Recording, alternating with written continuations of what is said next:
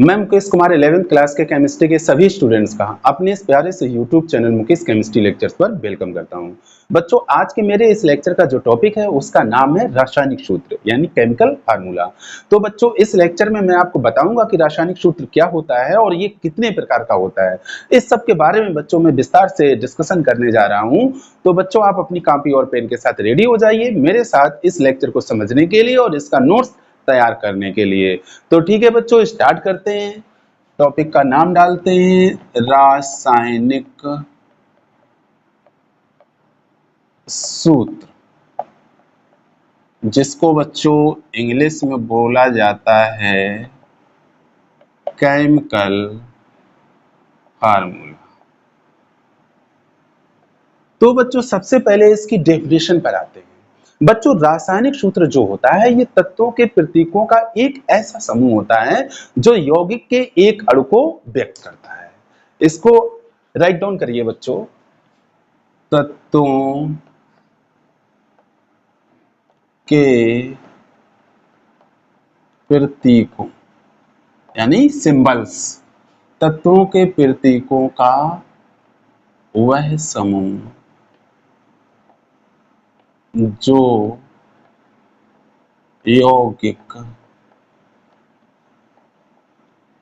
यौगिक के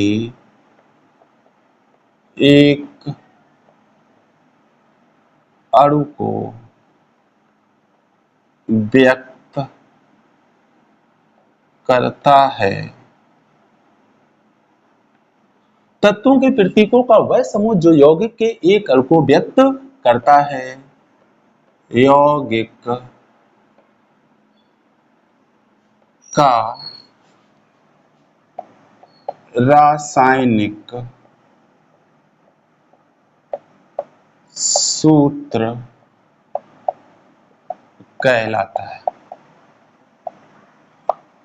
तो तत्वों के प्रतीकों का इस तरह का समूह जो यौगिक के एक अणु को व्यक्त करता है, यौगिक का रासायनिक सूत्र कहलाता है। इसको बच्चों इस तरह से समझें, जैसे मैंने दो तत्व ले लिए, एक ले लिया हाइड्रोजन और दूसरा तत्व मैं ले रहा हूं ऑक्सीजन। एक तत्व हाइड्रोजन ले लिया और दूसरा तत्व मैंने लिया ऑक्सीजन। तो हाइड्रोजन तत्व का जो प्रतीक होता है H होता है और ऑक्सीजन तत्व का प्रतीक O होता है। अब इन प्रतीकों का एक समूह बच्चों बनता है H2। क्या बनता है? H2O, जो जल के एक अणु को व्यक्त करता है। तो इस तरह का जो समूह बना हाइड्रोजन और ऑक्सीजन तत्वों का, ये जल के एक अणु को व्यक्त करता है। तो इस समूह को अतः H2O को क्या कहते हैं बच्चों? जल का। अतः H2O को जल का रासायनिक सूत्र कहा जाता है। रासायनिक सूत्र कहा जाता है। अब मेरी समझ से आपको ये क्लियर हो गया होगा कि रासायनिक सूत्र क्या होता है। तो बच्चों, अब आते हैं कि रासायनिक सूत्र ये कितने प्रकार का होता है, इसको समझते हैं। बच्चों, रासायनिक सूत्र तीन प्रकार का होता है। नंबर 1 मूलानुपाती सूत्र, नंबर 2 अणु सूत्र और नंबर 3 संरचना सूत्र। मूलानुपाती सूत्र को बच्चों इंपिरिकल फार्मूला कहते हैं, अणु सूत्र को मोलिकुलर फार्मूला कहते हैं और संरचना सूत्र को स्ट्रक्चरल फार्मूला कहते हैं। तो इन तीनों सूत्रों को अब मैं आपको समझाने जा रहा हूं। ध्यान दीजिए बच्चों, मैं कह रहा था कि ये जो रासायनिक सूत्र है ये बच्चों है तीन प्रकार का। नंबर वन मूला अनुपाती सूत्र। बच्चों, मूलानुपाती सूत्र भी इसको कहते हैं और इसको सरलतम सूत्र भी कहा जाता है। मूलानुपाती सूत्र भी कहा जाता है और सरलतम सूत्र भी कहा जाता है। इंग्लिश में बच्चों इसको एम्पिरिकल फार्मूला कहते हैं। क्या कहते हैं बच्चों? Empirical formula. नंबर 2 पे आता है बच्चों अणुसूत्र। अणुसूत्र या बच्चों इसको कहा जाता है आणविक सूत्र। आणविक सूत्र इसको बच्चों इंग्लिश में कहते हैं मोलेकुलर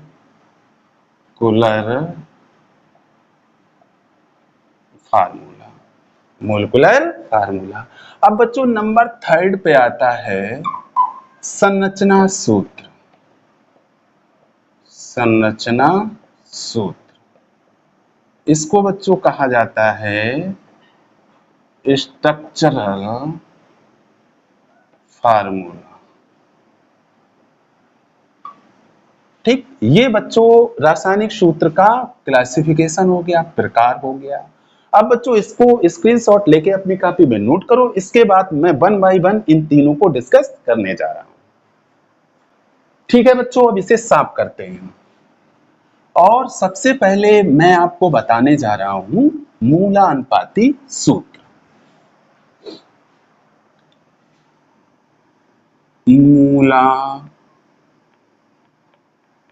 मूलानुपाती सूत्र, एम्पिरिकल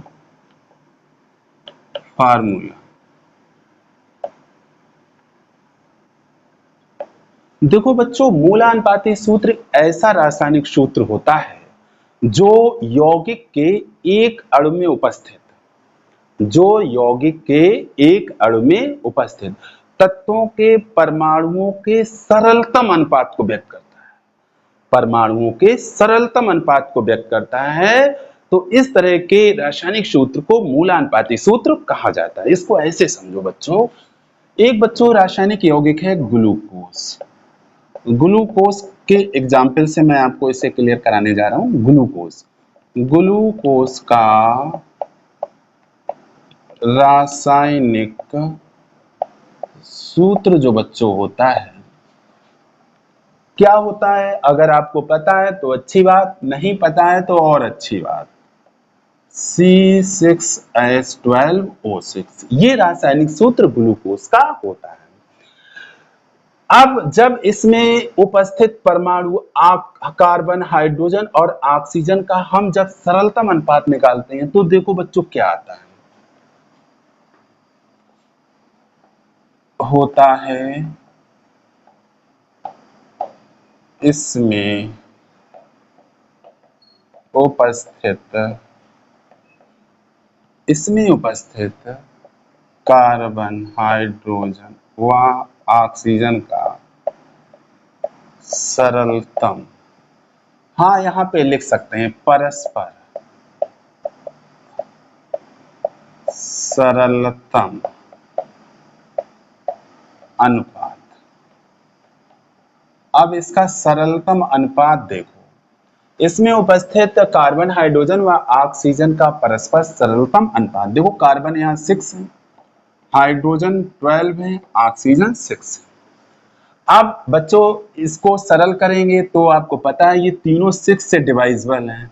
तो 6 बन जा 6, 6 2 जा 12 और 6 बन जा 6। तो सरलतम अनुपात कार्बन, हाइड्रोजन व ऑक्सीजन का आ गया 1:2:1। अतः ग्लूकोज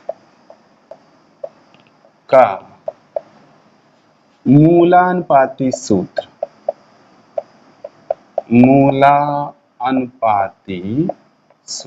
क्या हो जाएगा बच्चों? अब कार्बन के संगत आप 1 लिखेंगे, हाइड्रोजन की संगत 2 लिखेंगे और ऑक्सीजन के संगत 1 लिखेंगे। तो ये हो गया ग्लूकोज का मूलानुपाती सूत्र। बच्चों आपको समझ में आ रहा होगा कि मूलानुपाती सूत्र क्या है। अब बच्चों इसकी डेफिनेशन देखिए, वह है रासायनिक सूत्र जिसके द्वारा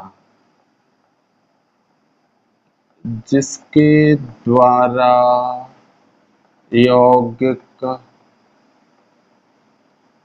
के एक अणु में उपस्थित यौगिक के एक अणु में उपस्थित तत्वों के परमाणुओं के सरलतम अनुपात को व्यक्त किया जाता है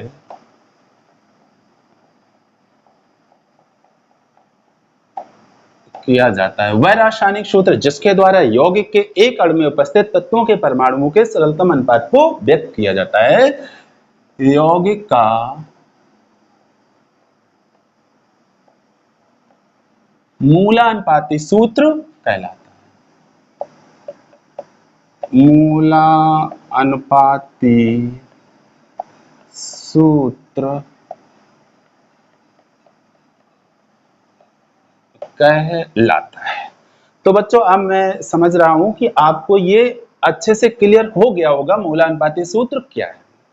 अब बच्चों अगर इसका कंक्लूजन निकालें तो ये बात निकलती है कि मूलानुपाती सूत्र के द्वारा परमाणुओं की आपेक्षिक संख्या का ज्ञान हो रहा है। किसका ज्ञान हो रहा है? आपेक्षिक संख्या का। स्पष्ट है कि मूलानुपाती सूत्र के द्वारा तत्वों के परमाणुओं की आपेक्षिक संख्या तत्वों के परमाणुओं की आपेक्षिक संख्या का ज्ञान होता है। ठीक बच्चों, ये तो था आपका मूलानुपाती सूत्र। अब आते हैं नंबर 2 पर और समझते हैं अणुसूत्र क्या है। अणुसूत्र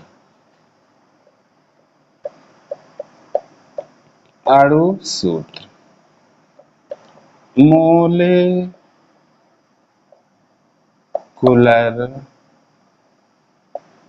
फार्मूला।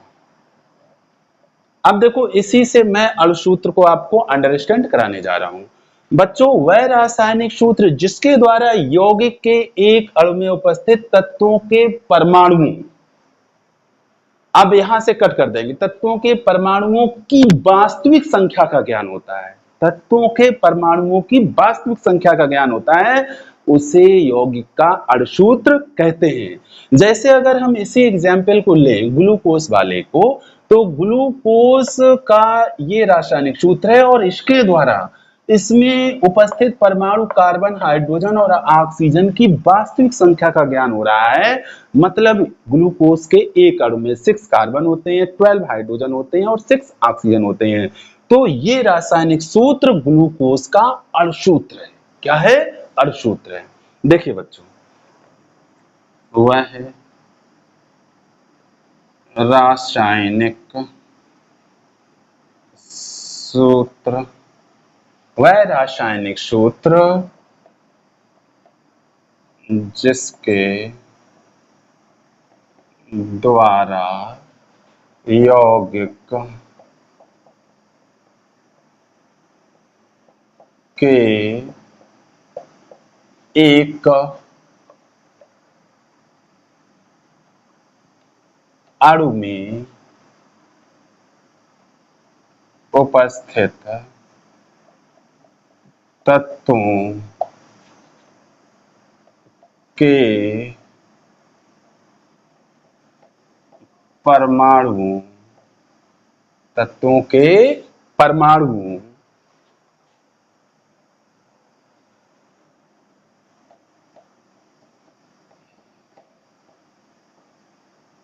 परमाणुओं की वास्तविक, तत्वों के परमाणुओं की वास्तविक संख्या का ज्ञान होता है। यौगिक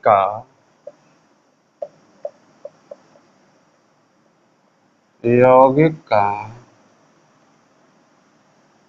अणुसूत्र कहलाता है।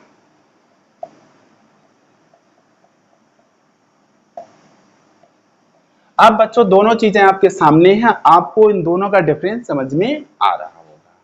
अब देखिए बच्चों, जैसे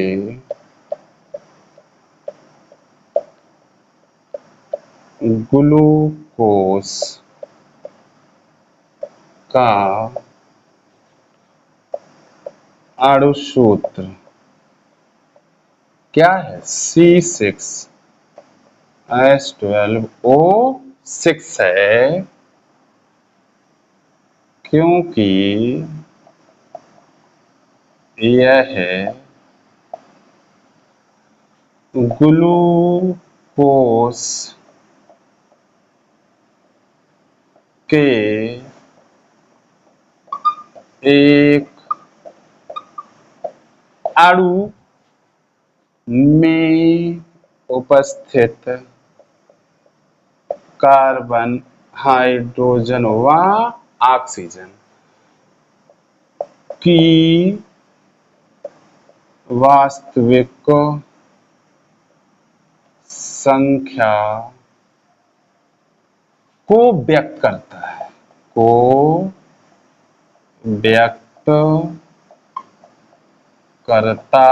है।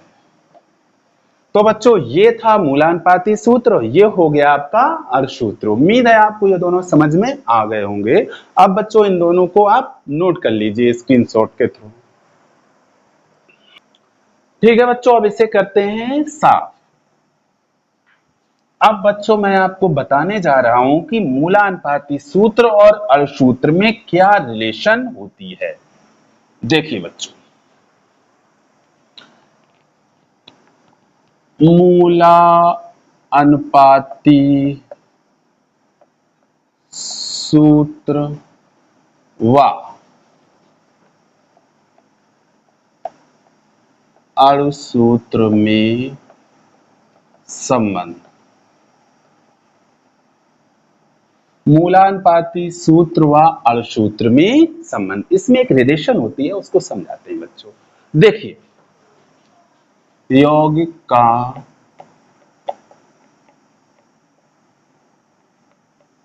अणुसूत्र बराबर, यौगिक का अणुसूत्र बराबर मूलानुपाती। हाँ, यहां बच्चों एक बात का ध्यान रखेंगे, जो यौगिक का मूलानुपाती सूत्र है ये उसी यौगिक का मूलानुपाती सूत्र लिखा जाएगा जिस यौगिक का यहां अणुसूत्र लिख रहे हैं, उसी यौगिक का मूलानुपाती सूत्र, और बाहर इसको स्मॉल n से मल्टीप्लाई करेंगे। अब आप यहां सोच रहे होंगे कि यहां स्मॉल n क्या है। स्मॉल n को मैं डिस्क्राइब कर रहा हूं। स्मॉल n एक गुणक है जिसका मान सदैव एक पूर्ण संख्या होता है। देखिए, जहां स्मॉल n एक गुणक है जो सदैव पूर्ण संख्या होता है, जो सदैव पूर्ण संख्या होता है। अब बच्चों स्मॉल n की वैल्यू भी हम निकाल लेते हैं। इसका फार्मूला देखो, स्मॉल n बराबर यौगिक का अणुभार, यौगिक का अणुभार बटे यौगिक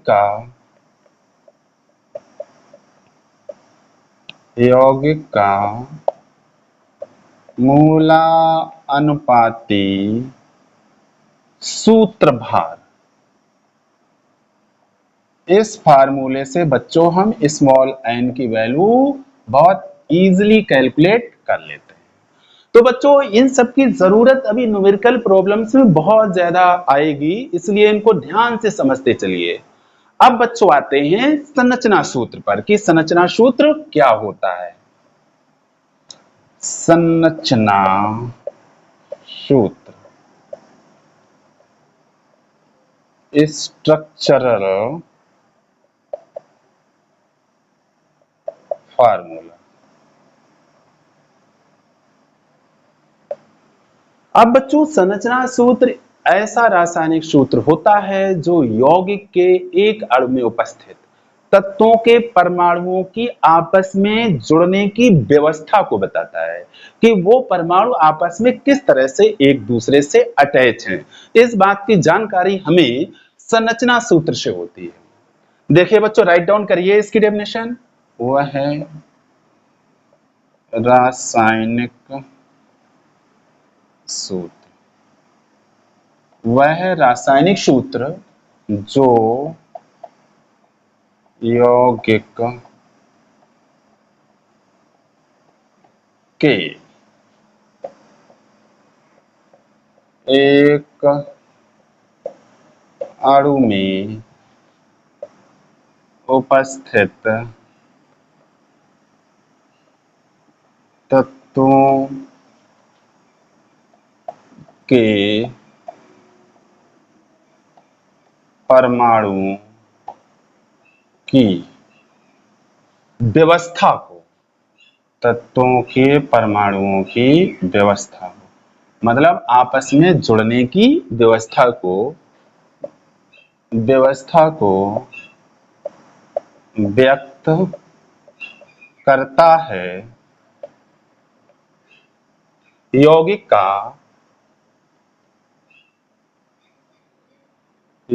का संरचना सूत्र कहलाता है। यौगिक का संरचना सूत्र कहलाता है। जैसे बच्चों जल का जो रासायनिक सूत्र है, जल का रासायनिक सूत्र क्या है बच्चों? H2O। लेकिन बच्चों इस रासायनिक सूत्र से ये पता नहीं चलता है कि इसमें उपस्थित दो हाइड्रोजन परमाणु और एक ऑक्सीजन परमाणु आपस में किस तरह से अटैच हैं। इसकी जानकारी हमें नहीं हो पाती है। इसकी जानकारी बच्चों हमें इसके संरचना सूत्र से होती है। इसका संरचना सूत्र बच्चों आगे मैं आपको केमिकल बॉन्डिंग जब पढ़ाऊंगा तो आप बॉन्ड के बारे में जान पाएंगे। वैसे 9th क्लास में बॉन्ड के बारे में थोड़ी आपको जानकारी दी गई है। तो इससे ये पता चलता है कि ये दोनों हाइड्रोजन परमाणु ऑक्सीजन परमाणु से जुड़े हुए हैं। और किस तरह से बच्चों जुड़े हैं? सिंगल बॉन्ड के थ्रू जुड़े हैं, एकल बॉन्ड के थ्रू जुड़े हैं। तो ये है जल का संरचना सूत्र जो हमें ये बता रहा है कि ये दोनों हाइड्रोजन परमाणु और एक ऑक्सीजन परमाणु आपस में किस व्यवस्था से जुड़े हैं। तो ये क्या है? संरचना सूत्र। किसका संरचना सूत्र है बच्चों? जल का संरचना सूत्र है। तो इस तरह से बच्चों मैंने आपको ये सारी टॉपिक्स डिस्कस कराए, आपको समझाए। उम्मीद है आपको समझ में आ गए होंगे। अब आप इसका स्क्रीनशॉट ले लीजिए।